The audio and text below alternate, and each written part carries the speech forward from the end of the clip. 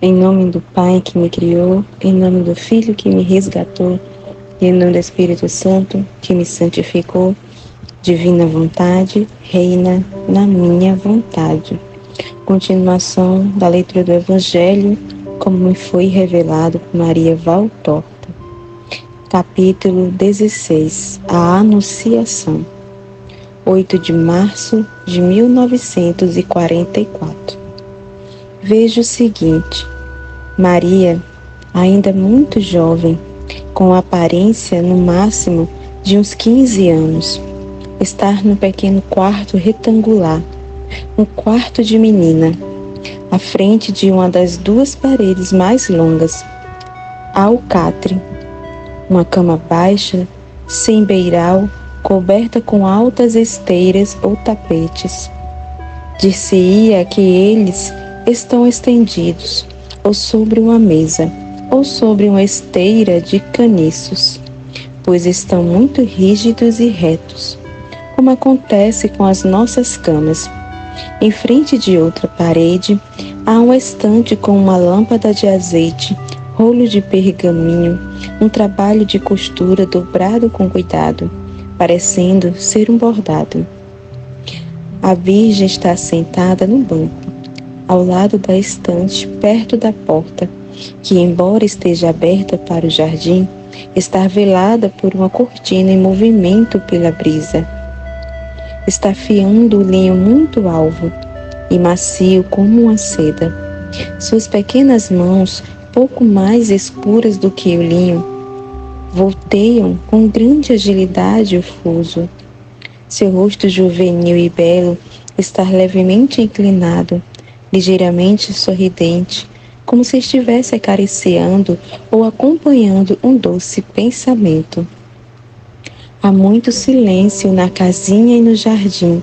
Há muita paz, tanto no semblante de Maria como no ambiente que a rodeia. Paz e ordem. Tudo muito bonito e em ordem.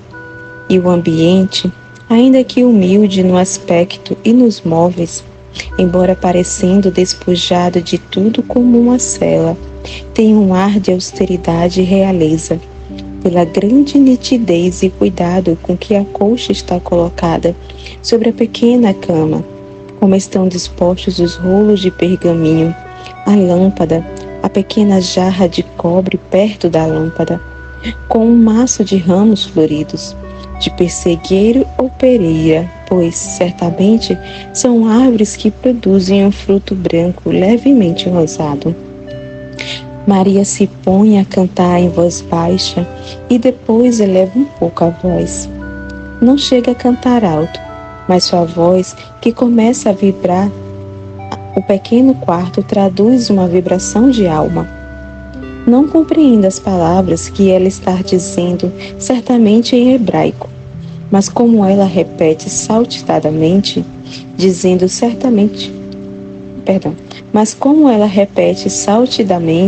Jeová, eu percebo que se trata de um canto sagrado, como um salmo. Parece que Maria está relembrando os cantos do templo.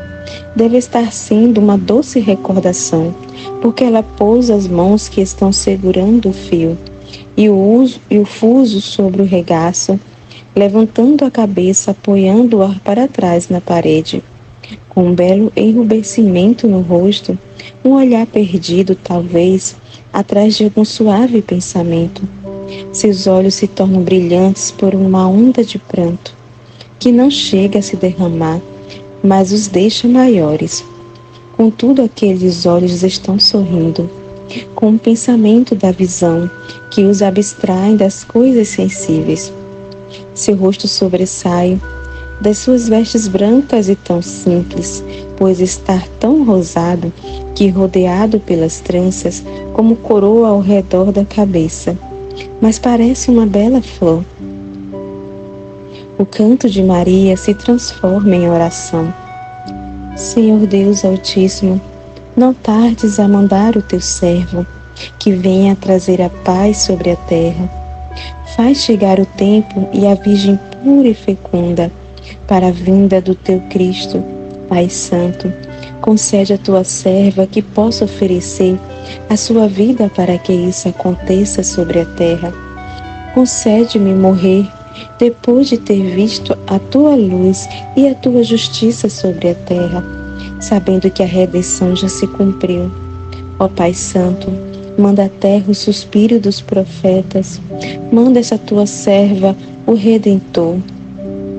Que no dia em que cessar a minha vida, se abra para mim a tua morada, porque as portas do céu já terão sido abertas pelo teu Cristo, para todos aqueles que em ti esperaram. Vem, ó Espírito do Senhor, vem aos teus fiéis que te esperam, vem, Príncipe da Paz. Maria fica assim absorta. A cortina trêmula mais fortemente,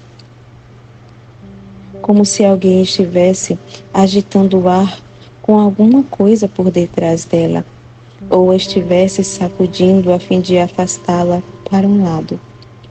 Uma luz branca, como se fosse de pérola fundida, com prata pura, torna as paredes, que são de um amarelo claro brancas, as cores das roupas e tecidos mais vivas, e o rosto de Maria, agora soerguido, mais espiritual. O arcanjo se prostra diante daquela luz, sem que a cortina tenha sido afastada, frente ao mistério que está acontecendo, pois a cortina não está mais tremulando, mas está bem esticada, ao lado dos umbrais, como uma parede separando o interior da sala da parte exterior. Ele assumiu necessariamente o aspecto humano, mas é um aspecto que ultrapassa os limites da natureza humana. De que carne estará feita esta figura tão bela e tão fulgurante? Com que substância Deus a terá materializado para que os sentidos da Virgem a percebessem? Só mesmo Deus pode possuir essas substâncias e usá-las de uma maneira tão perfeita. Possui rosto, corpo, olhos, boca, cabelos e mãos, como as nossas, mas são feitos de uma matéria opaca como a do nosso corpo. É uma luz que assumiu cor de carne, de olhos, de cabelos, de lábios, uma luz que se move, sorri, enxerga e fala. Ave Maria, cheia de graça, ave. Sua voz é como doce arpejo, como pérolas jogadas sobre um metal precioso. Maria estremece, abaixando o olhar. Estremece mais ainda quando vê aquela fulgurante criatura ajoelhada a cerca de 1 metro de distância dela, olhando para ela com uma veneração sem limites, com as mãos cruzadas sobre o peito. Maria se põe de pé, encostando-se à parede. Ela se torna ora pálida, ora vermelha. Seu rosto exprime estupor e susto. Instintivamente une as mãos sobre o peito, sobre o seio, escondendo-as nas longas mangas, e se inclina quase que para esconder, do melhor modo possível, seu rosto. É um ato de delicado pudor. Não tenhas medo. O Senhor está contigo. Bendita és tu entre todas as mulheres. Maria, porém, continua com medo. De onde terá vindo esse ser extraordinário? Será ele o enviado de Deus ou do enganador? Não tenhas medo, Maria, lhe repete o anjo. Eu sou Gabriel, o anjo de Deus. Meu Senhor me mandou a ti. Não tenhas medo, porque achastes graça junto de Deus. Eis que agora conceberás em teu ventre e darás à luz um filho, e lhe porás o nome de Jesus. Ele será grande, será chamado Filho do Altíssimo, como de fato é. O Senhor Deus lhe dará o trono de Davi, seu pai. Ele reinará para sempre na casa de Jacó, e o seu reino nunca terá fim. Procura compreender, ó Santa Virgem amada do Senhor, filha bendita do Senhor, que foste chamada para ser mãe de seu filho, o qual tu gerarás. Como poderá acontecer isso, se eu não conheço o varão? Talvez o Senhor Deus não quer mais receber a oferta de sua serva de ficar virgem por amor dele? Não serás mãe por obra de homem, Maria. Tu és a Virgem eterna, a Santa de Deus. O Espírito Santo descerá sobre ti, e o poder do Altíssimo te cobrirá com sua sombra. Por isso aquele que nascer de ti se chamará Santo, Filho de Deus. Tudo pode o Senhor nosso Deus. Isabel, a estéril, concebeu em sua velhice aquele que será o profeta do teu filho. Ele preparará o caminho para teu filho. O Senhor tirou de Isabel o seu opróbrio, e os povos lembrarão dela, unida ao teu nome, como também o nome do filho dela ficará unido ao do teu, até o fim dos séculos. As nações vos chamarão bem-aventuradas, pela graça do Senhor que veio a vós, e especialmente a ti, pois esta graça chegou a todos os povos por meio de ti. Isabel já está em seu 6º mês, e o peso que ela carrega a soergue até a alegria. Nada é impossível para Deus, Maria, cheia de graça. O que devo ir dizer ao meu Senhor? Nenhuma dificuldade deverá perturbar-te. O Senhor defenderá os teus interesses se confiares nele. O mundo, o céu, o eterno estão esperando pela tua palavra. Maria, por sua vez, cruzando as mãos sobre o peito e fazendo uma profunda inclinação, diz: Eis aqui a serva de Deus, faça-se em mim conforme a sua palavra. O anjo cintila de alegria. Ele adora, porque certamente está vendo o Espírito de Deus descer sobre a Virgem, que está inclinada ao dar sua resposta de assentimento, e depois desaparece, sem precisar mover a cortina, que fica bem estendida sobre o mistério santo. Capítulo 17. A desobediência de Eva e a obediência de Maria. 5 de março de 1944. Jesus diz: Não se lê no Gênesis que Deus fez o homem para dominar tudo o que havia sobre a terra, ou seja, tudo, com exceção de Deus e dos seus ministros angélicos? Não se lê que fez a mulher para ser companheira do homem na alegria e na dominação de todos os seres vivos? Não se lê que eles podiam comer de tudo, menos da árvore da ciência do bem e do mal? Por quê? O que está subentendido nas palavras para que domines? O que está subentendido na árvore da ciência do bem e do mal? Nunca vos fizeste tais perguntas, vós que viveis perguntando tantas coisas inúteis, mas não indagam vossa alma a respeito das verdades celestes? A vossa alma, se estivesse viva, vos responderia. Quando ela estar na graça de Deus, estar bem segura, como a flor entre as mãos do vosso anjo. Quando estar na graça de Deus, é como uma flor beijada pelos raios do sol, borrifada por um orvalho do Espírito Santo, que a aquece e ilumina, que a irriga e adorna com suas luzes celestes. Quantas verdades vos diria a vossa alma, se soubesses conversar com ela, se a amasses, como se ama alguém que vos faz semelhantes a Deus, que também é Espírito. Que grande amiga teríeis, se amasses a vossa alma, em vez de odiá-la a ponto de matá-la? Que grande e sublime amiga, com a qual poderíeis falar de coisas do céu, vós que gostais tanto de falar, e vos arruinais reciprocamente com amizades que não são indignas, pelo menos são quase sempre inúteis, transformando-se no vazio vão e nocivo de palavras totalmente terrenas. Não disse eu: quem me ama guardará a minha palavra, e meu Pai o amará, e viremos a ele e faremos nele morada? A alma no estado de graça possui o amor.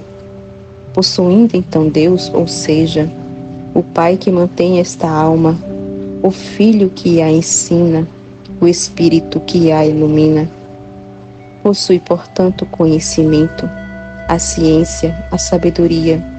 Possui a luz. Pensai, então, nas conversações sublimes que vossa alma poderia entabular convosco. São os diálogos que encheram os silêncios dos calabouços, das celas, dos ermos, dos aposentos dos enfermos santos. Souberam confortar os que estavam encarcerados à espera do martírio, os enclausurados por amor à busca da verdade, os ermitãos ansiosos pelo conhecimento antecipado de Deus, os enfermos pela suportação. Em suma, souberam ensinar o amor à cruz.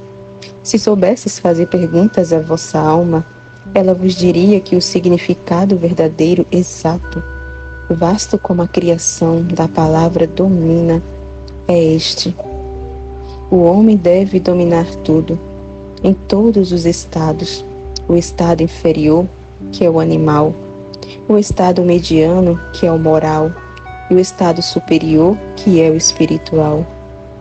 O homem usa os três estados para atingir um único fim, que é possuir a Deus. Merecer isto através deste férreo domínio que subjuga as forças do eu, tornando-as escrava deste único objetivo, merecer a possessão de Deus. Vossa alma vos diria que Deus proibira o conhecimento do bem e do mal, porque o bem tinha sido dado por ele às suas criaturas gratuitamente. Mas ele desejava que o mal vós não conhecesses, porque é um fruto doce ao paladar, mas que, descendo para o sangue, desperta uma febre que mata, produzindo a tal ardência que quanto mais se bebe daquele suco mentiroso, mais se tem sede dele. Vós me objetareis: então por que o mal foi colocado diante de nós? Porque é uma força que nasceu por si mesmo, como nascem certos males monstruosos até nos corpos mais sadios. Lúcifer, um anjo, o mais belo dos anjos, espírito perfeito, inferior somente a Deus. No entanto, seu ser luminoso nasceu uma sombra de soberba, que ele não tratou de dispersar, mas ao contrário, procurou condensar, incubando-a. Dessa incubação nasceu o mal. Este existia antes que o homem fosse criado. Deus havia precipitado o maldito incubador do mal para fora do paraíso, que tinha se maculado com este mal. Não podendo mais sujar o paraíso, o eterno incubador do mal sujou a terra. A planta metafórica quer demonstrar esta verdade. Deus tinha dito ao homem e à mulher: não conheceis todas as leis e os mistérios da criação, mas não queirais usurpar meu direito de ser o Criador do homem. Vós conhecereis todas as leis e os mistérios da criação. Repito, mas não queirais usurpar meu direito de ser o Criador do homem. Para propagar a raça humana, bastará o meu amor, que circulará entre vós, sem libido de sensualidade, mas pelo impulso da caridade, que suscitará novos Adãos. Tudo eu vos dou, só me reservo este mistério da formação do homem. Satanás quis tirar essa virgindade intelectual do homem, e com sua língua serpentina aplacou, acariciando membros e olhos da Eva, fazendo surgir neles reflexo de sagacidades que antes não tinham, quando a malícia não os tinha intoxicado ainda. Ela viu e quis experimentar. A carne foi despertada. Se tivesse chamado por Deus, se tivesse corrido para ir dizer-lhe: Pai, eu estou doente, a serpente me acariciou e estou perturbada. o Pai a teria purificado e curado com o seu hálito, que podia infundir-lhe novamente a inocência, como lhe havia infundido a vida, fazendo-a esquecer-se do tóxico da serpente, colocando nela repugnância por ela, como acontece com aqueles que foram assaltados por algum mal, guardando a instintiva repugnância dele. Mas Eva não foi ao Pai, ela voltou à serpente. Aquela sensação foi doce para ela, vendo que o fruto da árvore era bom para se comer, bonito de se ver e agradável ao aspecto. Foi apanhá-lo e comeu, e compreendeu. A malícia já tinha começado a morder-lhe as entranhas. Ela passou a ver com outros olhos e a ouvir com outros ouvidos os usos e as vozes dos irracionais. Passou a desejá-los com uma louca cobiça. Ela iniciou sozinha o pecado e o terminou com seu companheiro. Por isso é que sobre a mulher pesa uma pena maior. Foi por meio dela que o homem se tornou rebelde a Deus e que ele conheceu a luxúria e a morte. Foi por ela que ele não soube mais dominar os 3 reinos do Espírito, porque permitiu que o Espírito desobedecesse a Deus, da moral, porque permitiu que as paixões o dominassem, e da carne, porque o aviltou, submetendo-o às leis instintivas que regem os brutos. A serpente me seduziu, diz Eva. A mulher me ofereceu fruto e eu o comi, diz Adão. A tríplice concupiscência rouba os seus 3 reinos do homem.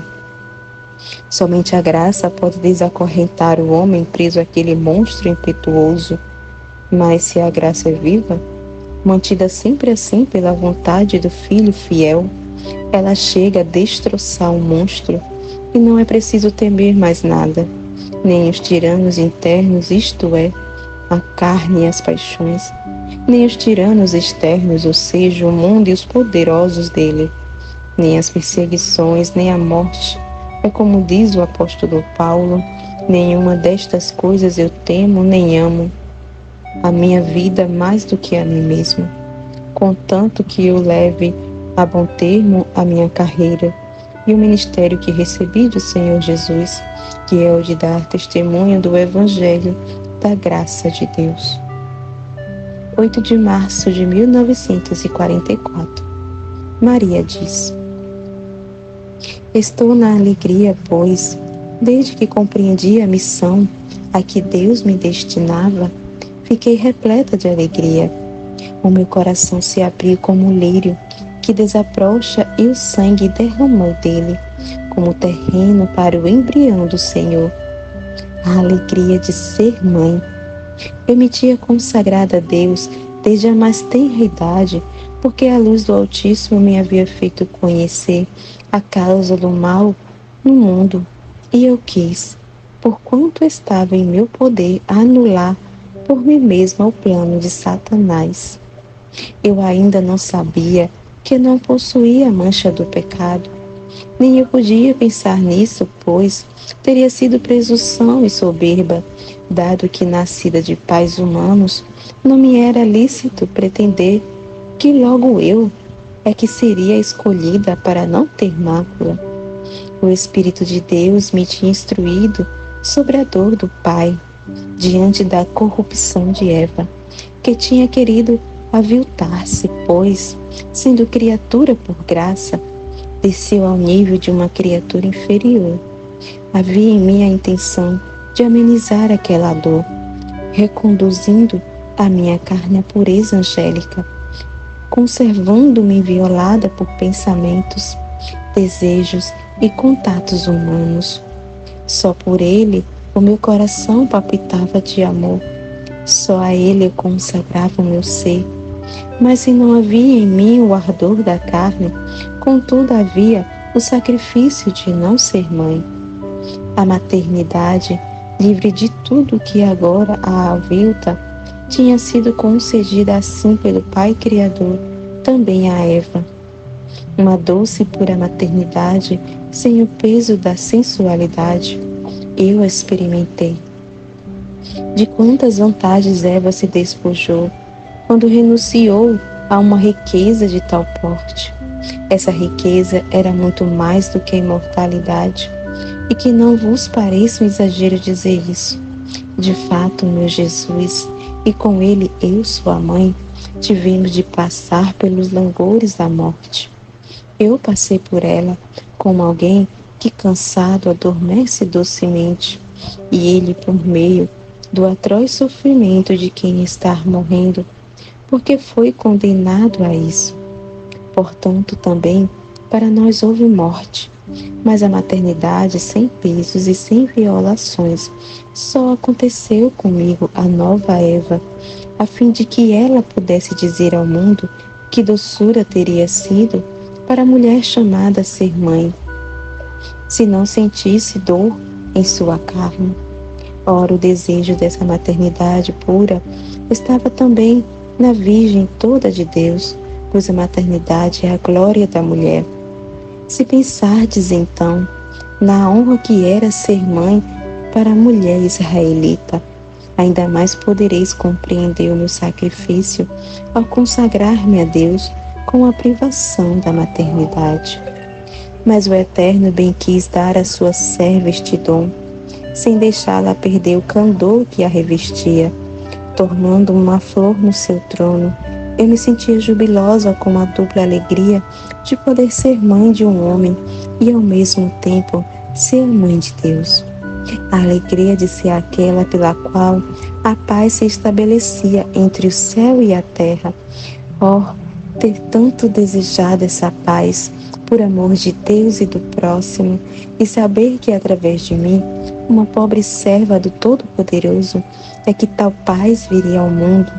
Poder dizer: ó homens, não chorei mais, pois eu trago em mim o segredo que vos fará felizes. Não posso lhes comunicar este segredo, porque está selado no meu coração, assim como o filho no meu ventre violado. Mas já o trago em meio a vós, e cada hora que passa, fica mais perto o momento em que o vereis e conhecereis seu nome santo.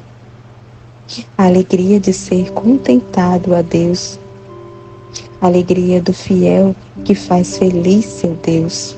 Oh sim, ter tirado do coração de Deus a amargura da desobediência de Eva, da soberba de Eva, da sua incredulidade. Meu Jesus me explicou a culpa com que o primeiro casal se manchou. Eu anulei aquela culpa, refazendo de modo retroativo as etapas da descida deste casal para depois subir de novo. O princípio da culpa estava na desobediência. Não comais daquela árvore e não toqueis nela, Deus havia dito. Mas o homem e a mulher não levaram em conta aquela proibição. Eles, que eram os reis da criação, podiam tocar em tudo, comer de tudo, menos daquela árvore, pois Deus queria torná-los inferiores só aos anjos. A árvore, meio para provar a obediência dos filhos. O que é a obediência ao mandamento de Deus? É um bem, porque Deus só exige o bem. O que é a desobediência? É um mal, porque põe a alma na disposição de rebeldia, oferecendo a Satanás um campo propício para suas operações. Eva vai até a árvore, da qual receberia o bem, ao evitá-la, ou o mal aproximando-se dela. Ela é arrastada por uma curiosidade infantil, que deseja ver o que a árvore tem de especial. É levada pela imprudência, que lhe faz conceber o mandamento de Deus como inútil, pois se sente forte e pura, rainha do Éden, no qual tudo lhe obedece, onde nada lhe fará mal. Esta presunção causa sua ruína. A presunção é um fermento da soberba. Junto à árvore, ela encontra o sedutor, que se aproveita da sua inexperiência, daquela inexperiência virgem bela. tão mal protegida por ela mesma, para cantar-lhe a canção da mentira. Crês tu que isso seja o mal? Não, Deus te disse isso porque vos quer conservar escravos do seu poder. Pensais que sois reis? Nem liberdade tendes, como a tens os animais, pois aos animais foi concedido que se amem com verdadeiro amor, mas a vós não. Ao animal foi concedido tornar-se criador como Deus. Ele gerará filhos e verá crescer sua família à vontade. A vós, porém, é negada essa alegria. Por quê? Então ser homem ou mulher, se tendes que viver desse modo? Sede deuses, não sabeis que a alegria é estarem ambos numa só carne, para que dessa união se crie uma terceira criatura, e depois muitas outras criaturas?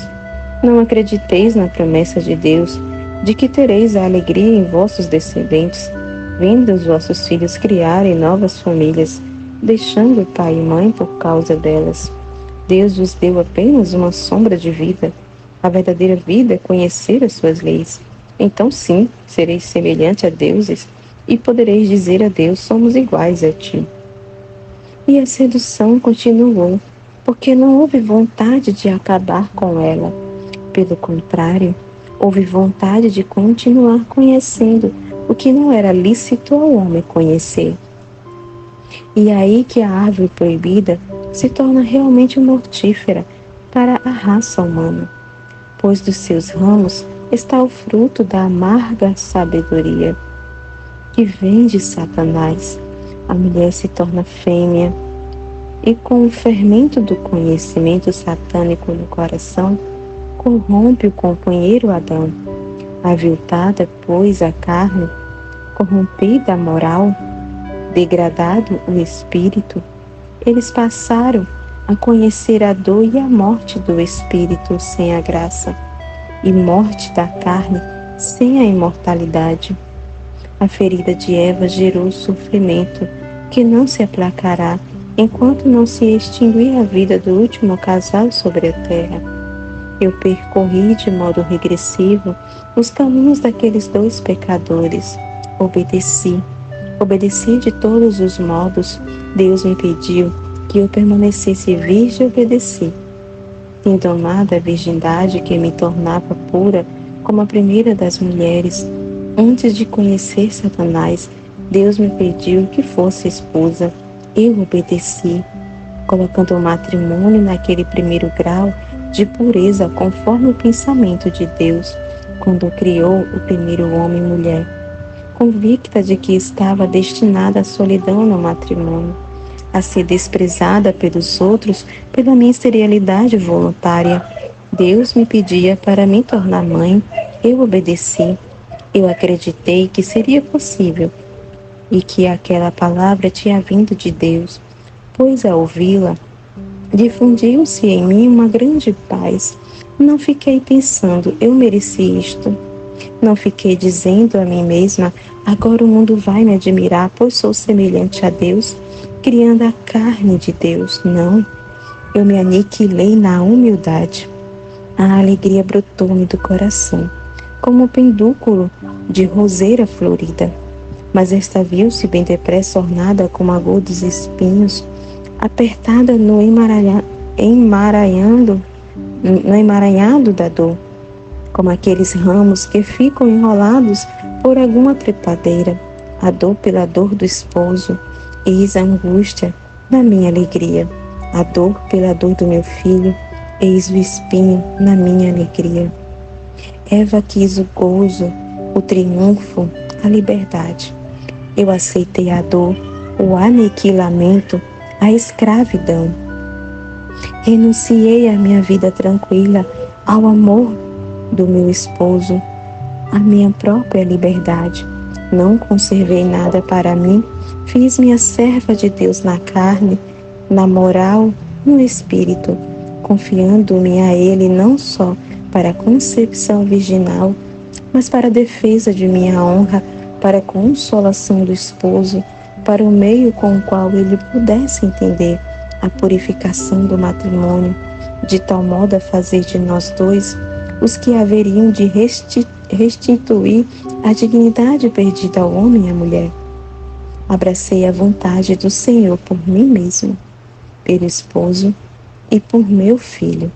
Eu disse sim pelos três, certa de que Deus não teria faltado com sua palavra, quando prometeu me socorrer na minha dor de esposa que está sendo julgada culpada, de mãe que gera um filho para entregá-lo à dor. Eu disse sim e basta. Aquele sim anulou o não de Eva ao mandamento de Deus. Sim, Senhor, como quiseres. Conhecerei o que tu queres. Viverei como tu queres. Lagrimeei se tu quiseres. Sofrerei que tu quiseres, sim. Sempre sim, meu Senhor. Desde que o momento em que o teu raio me fez mãe, até o momento em que me chamaste para ti, sempre sim. Todas as vozes da carne, todas as paixões da moral, sob o peso deste meu perpétuo sim.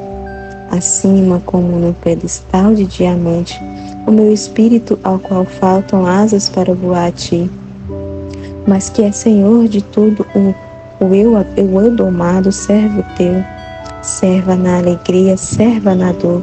Sorri, ó meu Deus, ser feliz. A culpa foi vencida, excluída, destruída. Ela agora, sob o meu calcanhar, está lavada em meu pranto, destruída pela minha obediência.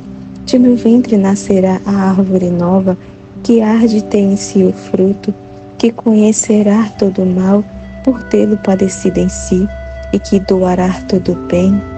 Os homens poderão ir a ele, eu me darei por feliz, se eles escolherem desse fruto, ainda que não se lembrem que este fruto está nascendo de mim. Contanto que o homem se salve e que Deus seja amado, que se faça desta tua serva o que se faz do solo sobre o qual surge uma árvore, um degrau para subir. Maria, é preciso saber sempre ser degrau, para que os outros subam para Deus. Se nos pisam, não faz mal, contanto que consigam chegar à cruz. É a nova árvore que tem o fruto do conhecimento do bem e do mal, pois diz ao homem o que é um e outro, a fim de que ele saiba escolher e viver. Esta árvore também torna-se a licor que cura os intoxicados do mal que quiseram saborear. O nosso coração esteja sob os pés dos homens, contanto que o número dos redimidos cresça e que o sangue do meu Jesus não seja derramado sem fruto. Eis a sorte das servas do Senhor. Depois mereceremos receber no ventre a hóstia santa e aos pés da cruz, impregnada pelo seu sangue e pelo nosso pranto, dizer: eis aqui, ó Pai, a hóstia imaculada que te oferecemos pela salvação do mundo. Olha para nós, ó Pai, unidas com ela, e pelos seus merecimentos infinitos, dar-nos a tua bênção. Eu te dou minhas carícias, repousa, minha filha, o Senhor está contigo. Jesus diz: a palavra de minha mãe deveria dissipar toda e qualquer titubeação de pensamento, até mesmo dos mais bloqueados com relação a fórmulas. Eu chamei antes de árvore metafórica, agora vou chamar de árvore simbólica. Talvez compreendas melhor. O símbolo é claro, assim como os dois filhos de Deus procederam a respeito desta árvore. Se estende como estava neles a tendência para o bem ou para o mal. Como a água régia prova o ouro, a balança dos ouvires pesa nos quilates de ouro. Aquela árvore tinha assumido uma missão pela ordem de Deus a seu respeito, dando a medida de pureza do metal que era Adão e Eva. Estou já ouvindo a vossa objeção. Não foi rigorosa demais a condenação? E pueril o meio usado para condená-los? Não foi. Uma vossa desobediência hoje, que sois os herdeiros de Adão e Eva, é menos grave do que a deles. Vós fostes redimidos por mim. Mas o veneno de Satanás continua sempre pronto a se reerguer, como certas doenças que nunca saem totalmente do sangue. Os dois progenitores eram possuidores da graça, sem nunca terem sido nem tocados pela desgraça. Por isso eram mais fortes, mais amparados pela graça, que gerava neles inocência e amor. O dom que Deus lhes havia dado era infinito. A queda deles, portanto, foi bem mais grave, não obstante aquele dom. O fruto oferecido e comido também é simbólico. Era o fruto de uma experiência que se quis fazer contra a ordem de Deus por instigação satânica. Eu não havia proibido o amor aos homens. Queria unicamente que se amassem sem malícia, como eu os amava com a minha santidade. Eles deviam amar-se na santidade de afetos, sem sujarem-se com a luxúria. Não se há de esquecer que a graça é luz, e quem a possui conhece o que é útil e bom. Aquela que é cheia de graça conheceu tudo, porque a sabedoria a instruía. A sabedoria é graça, e ela soube guiar-se santamente. Eva conhecia o que era bom conhecer, não mais do que isso, porque é inútil conhecer o que não é bom. Não teve fé nas palavras de Deus e não foi fiel à sua promessa de obediência. Acreditou em Satanás, infringiu a promessa, quis saber o que não é bom e o amou sem remorso, fazendo com que o amor que eu lhe tinha dado como algo santo se corrompesse, se aviltasse. Anjo decaído rolou na lama e no esterco, enquanto poderia correr feliz entre as flores do paraíso terrestre, vendo florescer a prole ao redor de si, assim como a árvore que se cobre flores, sem precisar curvar sua copa sob o brejo. Não fiqueis como os meninos tolos que eu falo no Evangelho, os quais ouviram cantar e taparam os ouvidos, ouviram tocar e não dançaram, ouviram chorar e quiseram rir. Não sejais mesquinhos, não sejais negadores, aceitai a luz sem malícia e teimosia, sem ironia e incredulidade. A respeito deste assunto basta por enquanto. Para fazer-vos compreender o quanto deveis ser gratos àquele que morreu, para levar-vos ao céu e vencer a concupiscência de Satanás, neste tempo de preparação para a Páscoa. Eu vos quis falar do primeiro elo da corrente com que o Verbo do Pai foi arrastado à morte, do Cordeiro Divino no matadouro. Eu vos quis falar disso, porque agora 90% entre vós é semelhante a Eva, intoxicada pelo hálito, pela palavra de Lúcifer, e não viveis para amar-vos, mas para saciar-vos de sensualidade. Não viveis para o céu, mas para a lama. Não sois criaturas dotadas de alma e de razão, mas cães sem alma e sem razão. Vós já matastes a alma, já depravastes a razão. Em verdade, vos digo que os animais irracionais estão acima de vós na honestidade dos seus amores. Fiat.